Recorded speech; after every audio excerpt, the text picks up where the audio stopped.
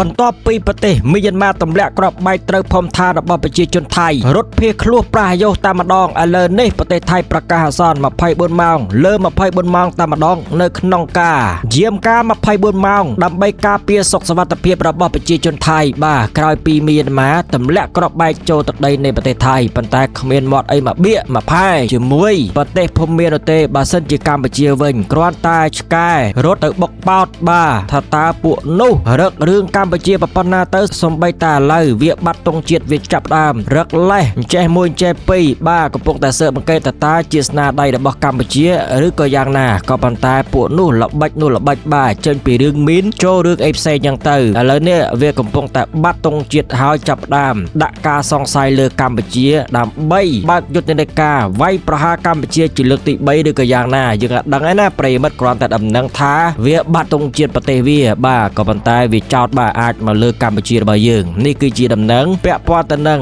ថៃប្រកាស24ម៉ោងនៅក្នុងការយាមកាមលើដែនដីជាប់នឹងប្រទេសភូមាអគ្គនាយកដ្ឋានរដ្ឋបាលខេត្តនៃក្រសួងមហាផ្ទៃថៃបានចេញបទបញ្ជាជាបន្ទាន់មួយទៅកាន់អភិបាលស្រុកនិងមន្ត្រីមូលដ្ឋានក្នុងខេត្តចំនួន4រួមមានខេត្តម៉ែហងសនឈៀងម៉ៃឈៀងរ៉ៃនិងខេត្តតាក់ឲ្យរឹតបន្តឹងសន្តិសុខជាបន្ទាន់ត្រៀមលក្ខណៈជួយសង្គ្រោះប្រជាជន24ម៉ោងលើ24ម៉ោងបន្ទាប់ពីមានគ្រាប់បែកយ៉ាងតិចមួយគ្រាប់បានធ្លាក់ចូលក្នុងដែនដីរបស់ប្រទេសថៃបាទទម្លាក់គ្រាប់បែកដាក់ពួកការ៉េន KNU ក៏ប៉ុន្តែចូលដែនដីប្រទេសថៃបាទនេះគឺជាចេតនាសងសឹកទៅកាន់ប្រទេសថៃឬក៏យ៉ាងណាណាយើងអត់ដឹងដែរប្រិមិត្តដោយសារតែថៃនេះគឺជាអ្នកនៅពីក្រោយជួយសម្រួលឧបត្ថម្ភគាំទ្រដល់ពួក KNU បាទនៅក្នុងការបង្កើតរដ្ឋការ៉េនផ្ដាច់រដ្ឋផ្ដាច់ទឹកដីនោះអញ្ចឹងទេវាអាចជាចំណុចមួយដែលមាននឹងលៀងហើយបន្ទាប់ពីជាប់ឆ្នោតជាប្រធានាធិបតីបាទការទម្លាក់គ្រាប់បែកចូលទឹកដីប្រទេសថៃហ្នឹងគឺនៅក្បែរដងទន្លេសាវិនក្នុងតំបន់ម៉ែសាមឡែបក្នុងការប៉ះទង្គិចគ្នារបស់កងទ័ពអាកាសមីយ៉ាន់ម៉ាដែលបានបើកការវាយប្រហារតាមផ្លូវអាកាសមកលើមន្ទីរពេទ្យរបស់សហភាពជាតិការ៉េនដែលយើងហៅថា KNU ជាប់នឹងព្រំដែនព្រំប្រទល់ទៅនឹងប្រទេសថៃបាទពួកថៃនេះយកពួក KNU ការ៉េននឹងធ្វើជាគេថាតំបន់តនប់ណាកុំឲ្យប៉ះពៀអញ្ចឹងទៅអាហ្នឹងគឺចេតនារបស់ពួកនោះហើយបើសិនជាអាចក៏តបាក់លេបទឹកដីមួយផ្នែកនោះផងដែរបើសិនជា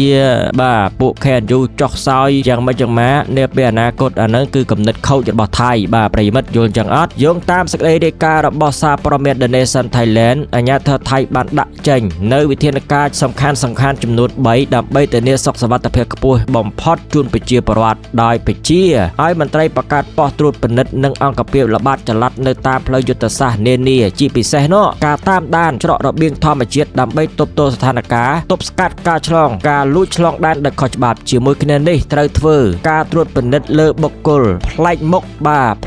មាត់ដែលលួចចូលខុសច្បាប់នឹងគឺត្រួតពិនិត្យឬជនបរទេសដែលរត់ភៀសខ្លួនពីសង្គ្រាមដើម្បីបង្ការសកម្មភាពខុសច្បាប់ដែលអាចប៉ះពាល់ទៅដល់សន្តិសុខសង្គមបន្ថែមពីនេះក្នុងករណីដែលការប្រយុទ្ធគ្នាបង្កផលប៉ះពាល់ទៅដល់លំនៅឋានឬទ្រព្យសម្បត្តិរបស់ប្រជាជនមន្ត្រីមូលដ្ឋាននឹងចុះត្រួតពិនិត្យនិងផ្ដល់ជំនួយសង្គ្រោះបឋមភ្លាមស្របតាមបទបញ្ញត្តិផ្លូវការរួមទាំងការសម្របសម្រួលជាមួយភ្នាក់ងារពាក់ព័ន្ធសម្រាប់ការស្ដារឡើងវិញក្នុងរយៈពេលវែងក្នុងករណីមានអ្នករងរបួសអាជ្ញាធរត្រូវសហការជាមួយមន្ទីរពេទ្យបង្អែកនិងអ្នកស្ម័គ្រចិត្តសុខភាពភូមិដើម្បីចុះទៅដល់តំបន់រងគ្រោះឲ្យបានលឿនជាទីបំផុតនិងរៀបចំប្រព័ន្ធបញ្ជូនអ្នករងរបួសទៅកាន់មន្ទីរពេទ្យស្រុកដែលមានសមត្ថភាពខ្ពស់បានទាន់ពេលវេលាអាជ្ញាធរថៃក៏បានអំពាវនាវទៅដល់ពលរដ្ឋឲ្យរាយការណ៍ជាបន្ទាន់នៅរាល់ហេតុការណ៍មិនប្រក្រតីឬបុគ្គលសង្ស័យតាមរយៈលេខទូរស័ព្ទជាបន្ទាន់ hotline ណាឬមន្ត្រីរដ្ឋបាលនៅក្នុងតំបន់នោះផ្ទាល់គួរបញ្ជាក់ផងដែរថាការវាយប្រហារនៅតំបន់ព្រំដែនថៃមីយ៉ាន់ម៉ានេះបានកើតឡើងជាបន្តបន្ទាប់ចាប់តាំងពីមានរដ្ឋប្រហារយោធាកាលពីឆ្នាំ2021មកម្លេះ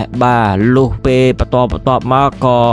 មានគ្រាប់1គ្រាប់2គ្រាប់3គ្រាប់បាទធ្លាក់ចូលដីរបស់ថៃអញ្ចឹងណាប្រិមិត្តតំបន់មីយ៉ាវ៉ាឌីគឺជាច្រកសេដ្ឋកិច្ចដ៏សំខាន់បំផុតមួយសម្រាប់របបសឹកមីយ៉ាន់ម៉ាក្នុងការនាំចូលទំនិញពីប្រទេសថៃការប៉ុនប៉ងវាដណ្ដើមគ្រប់គ្រងតំបន់នេះឡើងវិញមិនត្រឹមតែជាយុទ្ធសាស្ត្រយោធាប៉ុណ្ណោះនោះទេប៉ុន្តែក៏ជាការប៉ុនប៉ងក្តាប់ដង្ហើមសេដ្ឋកិច្ចឡើងវិញផងដែរខណៈដែលក្រុមប្រដាប់អាវុធជនជាតិភាគតិចការ៉េនបាទ KNU នេះកាន់តែពង្រឹងឥទ្ធិពលរបស់ខ្លួននៅតាមតំបន់ព្រំដែនកាន់តែខ្លាំងឡើងនេះគឺជាដំណឹងពាក់ព័ន្ធទៅនឹងប្រទេសថៃប្រកាសអាសន្ន24ម៉ោងការពារសុខសុវត្ថិភាពរបស់ប្រជាជនបាទនៅក្នុងការភៀសខ្លួនរត់ប្រះយកតាមម្ដងប្រជាជនថៃនេះពាក់ព័ន្ធទៅនឹងគ្រាប់បែកទម្លាក់ត្រូវភូមិឋា ឡានរបស់ប្រជាជនថៃនោះបាទមានយានម៉ាទម្លាក់ក្របបែកណាប្រិមិត្តទម្លាក់ក្របបែកកំតិចពួកការ៉េនក៏ប៉ុន្តែក្របបែកទាំងអស់នោះវាចូលដែនដីរបស់ប្រទេសថៃបាទនៅខេត្តម៉ែហងស៊ុនមានការចម្លៀសប្រជាជនឲ្យរស់នៅក្នុងសុខសុវត្ថិភាពអញ្ចឹងទេនេះគឺជាបាបកម្មមួយដែលថៃធ្វើដាក់ប្រជាជនកម្ពុជាវាទម្លាក់ក្របបែកមកយើងភៀសខ្លួនបាទរស់នៅតង់អីផ្សេងអញ្ចឹងទេបាបកម្មពិតជាក់ស្ដែងតែម្ដងហើយសូម្បីតែឥឡូវនេះវាចង់រករឿងយើងពាក់ព័ន្ធទៅនឹងរឿងបាត់ទង់ជាតិណានៃអីនោះបាទឥឡូវដំណឹងនេះនិយាយតែម្ដងទៅប្រិមិត្តជាទីមេត្រីដំណឹងនៅថ្ងៃទី21មេសា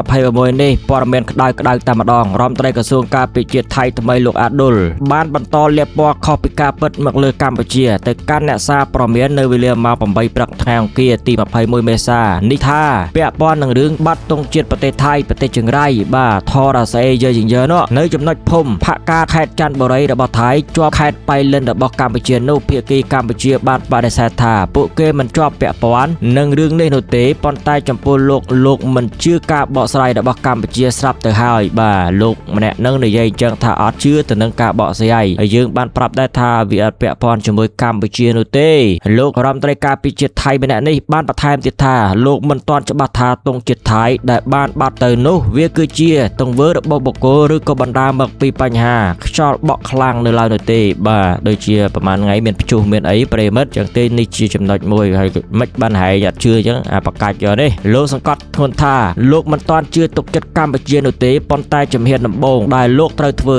គឺបើកការស៊ើបអង្កេតជាមុនសិននិងដាក់ពង្រាយកងទ័ពថៃឲ្យយាមកាមតឹងរឹងជាទីបំផុតនេះគឺជាដំណឹងដែល Malaysian Online សារព័ត៌មានថៃបានចុះផ្សាយពាក់ព័ន្ធទៅនឹងរដ្ឋមន្ត្រីការពារជាតិថៃបញ្ជាក់ថាកម្ពុជាមិនពាក់ព័ន្ធឬបាត់ទង់ជាតិថៃប៉ុន្តែលោកនៅតែមិនជឿនិងបន្តលាបពណ៌មកលើកម្ពុជាហើយឲ្យគេស៊ើបអង្កេតបាទស៊ើបអង្កេតទៅក៏ប៉ុន្តែឲ្យធំត្រូវណាជួនកាលពួកអត្តហ៊ានពួកអារ៉េនឹងវាដោះទៅឲ្យចោតកម្ពុជាអញ្ចឹងទៅគ្មានគំនិតគិតអីបាទសុខសុវត្ថិភាពសន្តិភាពស្អីទេអីគិតទៅរករឿងអញ្ចឹងទៅចាប់មកអាប្រទេសបញ្ញាក្អែកនេះហើយអត់មើលស្ថានភាពនៅភូមិមានយ៉ាងម៉ាទេប្រជាពលរដ្ឋរត់ភៀសខ្លួនប្រះយោណអញ្ចឹងបានថាប្រទេសនេះគឺចង្រៃយកតែមែនតែដើរទៅរករឿងគេប្រិមិត្ត